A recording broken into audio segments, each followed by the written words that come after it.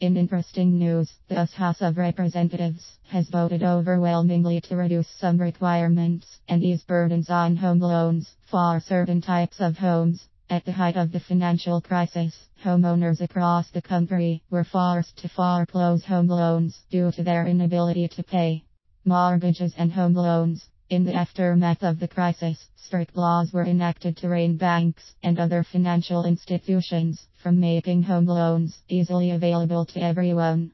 The flashpoint of the economic recession of 2008 was home mortgages. Just before the crisis, investors were lured by banks into investing in high-interest mortgages that were risky.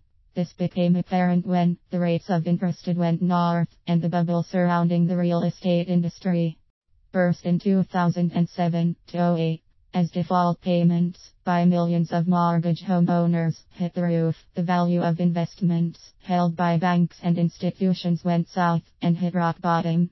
The recent legislation is seen as a move to ensure that the consumer public can afford to repay loans. Lawmakers insist that it will provide great relief by bringing regulations within reach of the average American with low to moderate incomes who are intending to buy homes. However, skeptics still maintain that this will have a very drastic impact on prospective home buyers looking to obtain credit to buy first-time homes. A member of the Committee on Housing Financial Services comments that the legislation will end up rolling back consumer protection completely and expose them to predatory practices indulged by some in the financial market, which led to the crisis in the first place. A substantial percentage of first-time home buyers in the US who pick up mobile homes are among the most economically weak and low-income earners. The overriding fear is that this segment will be subject to tactics used by banks to lend large sums at higher interest rates,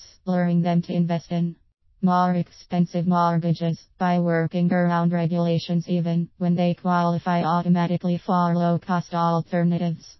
In the traditional real estate market, homeowners are already exposed to risks that are significant and can have serious impact on their earnings and savings. Factors like inability to refinance, higher interest rates, and depreciation are the prime risks. For example, depreciation is a factor that sets in almost as soon as a home is purchased. During the financial crisis, it was extremely difficult to get honest data from banking circles regarding the state of housing finance and home loans. Piecing together information from bank reports was certainly not providing an accurate picture, because banks for one were delaying from showing home foreclosure filings in their monthly reports. On the other hand, homeowners were simply unable to meet mortgage payments and stopped paying altogether, perhaps even using it as a strategy for foreclosure. That said, the real picture of the US housing market may still not be completely understood. It is, however, pertinent to say that a home foreclosure filing is one of the worst problems of home financing. If the new regulations can stave off further crisis, then we can assume that the housing segment is well on its way to recovery.